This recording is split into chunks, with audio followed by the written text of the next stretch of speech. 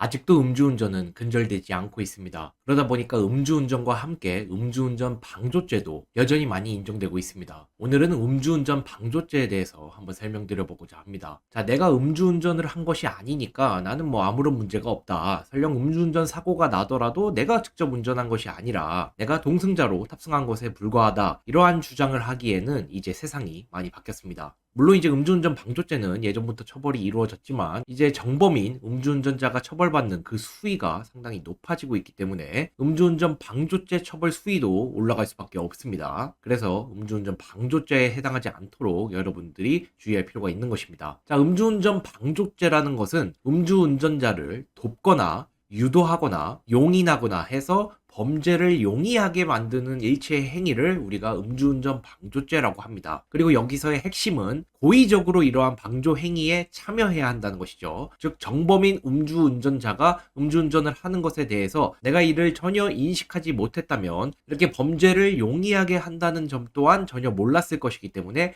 고의성이 인정되지 않습니다. 그래서 어떠한 행위가 음주운전 방조로 인정되냐면 운전자가 주치 상태임을 알고서도 운행을 권유하거나 독려한 행위, 그리고 권유나 독려까지는 하지 않았다고 하더라도 주치 상태임을 인지하고서도 그대로 차에 탑승한 경우, 그리고 또한 운전자가 주치 상태임을 알고서도 키를 건네준 행위, 그리고 뭐 이러한 행위는 전부 해당하지 않지만 단순히 말리지 않고, 내가 말릴 수 있었는데 이를 말리지 않고 방치한 행위, 이 모두가 음주운전 방조죄에 해당할 수가 있습니다. 그리고 여기서의 모든 공통점은 운전자가 술에 취한 상태임을 알고서 어떠한 행위를 했다는 것입니다. 즉 운전자가 술에 취한 상태임을 내가 전혀 알지 못했다면 음주운전 방조죄는 성립하기가 어렵습니다. 그래서 제가 예시를 들어본 것을 보면 아실 수 있겠지만 운전자가 주치 상태임을 알았다면 내가 어떠한 행위를 해도 방조죄에 해당할 여지가 매우 높습니다. 적극적으로 운행을 권유하거나 독려하거나 뭐 키를 건네준 행위, 이러한 것들은 당연히 방조죄지만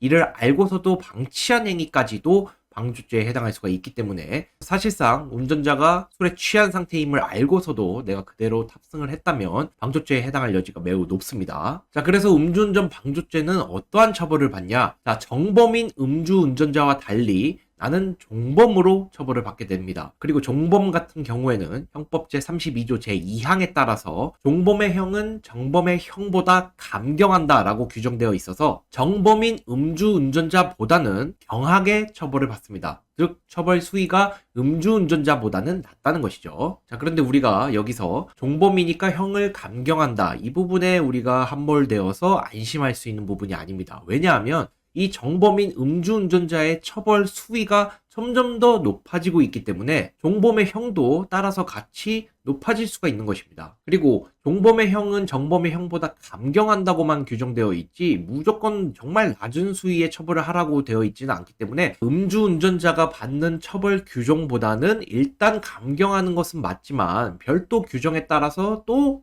형이 상승할 수가 있거든요. 뭐 재범이라던가 이미 음주운전 방조죄 처벌 전력이 있다거나 이런 경우에는 감경 이후에 또 올라갈 수가 있기 때문에 이 감경 규정 때문에 우리가 안심해서는 안 된다는 것입니다. 자, 그리고 민사적으로도 손해를 보게 됩니다. 자, 음주운전 중에 사고가 발생하면 본래라면 이제 동승자 같은 경우에도 음주운전자의 자동차 보험으로 손해를 배상받을 수 있습니다. 즉 보험금을 받을 수 있다는 것이죠. 하지만 동승자이지만 내가 음주운전을 방조한 상황이라면 보험사에서 내가 사고 발생과 손해 확대에 기여했다는 이유로 지급할 보험금의 40%에서 뭐 60% 이상 감액하는 경우가 대부분입니다. 자, 이것은 이미 법원에서 수없이 많은 판례에 의해서 축적된 것이기 때문에 음주운전을 방조한 동승자에 대해서는 지급할 보험금을 감액하는 것이 거의 확실시 되고 있는 상황입니다. 그래서 음주운전 중에 사고가 발생하면 동승자가 민사적인 손해까지도 볼 가능성이 있기 때문에 더더욱 조심하셔야 할 것으로 보입니다. 자, 그리고 마지막으로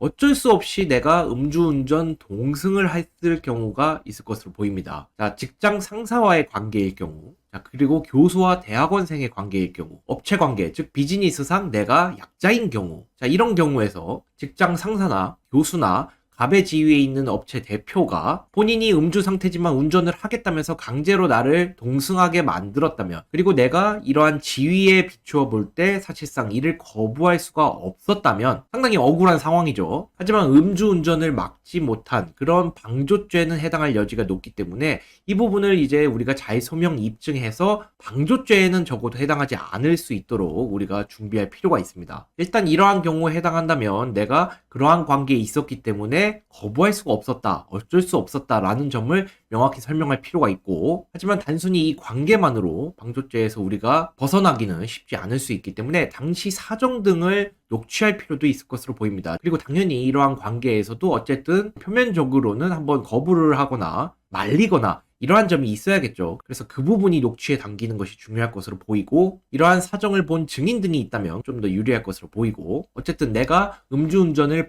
방조한 정도는 아니다, 이렇게 인정받는 것이 중요하기 때문에 만약에 이러한 상황에 직면하셨다면 내가 나중에 방조죄로 처벌받을 수 있음을 기억하시고 여러 증거들을 미리 확보해 두시기 바랍니다.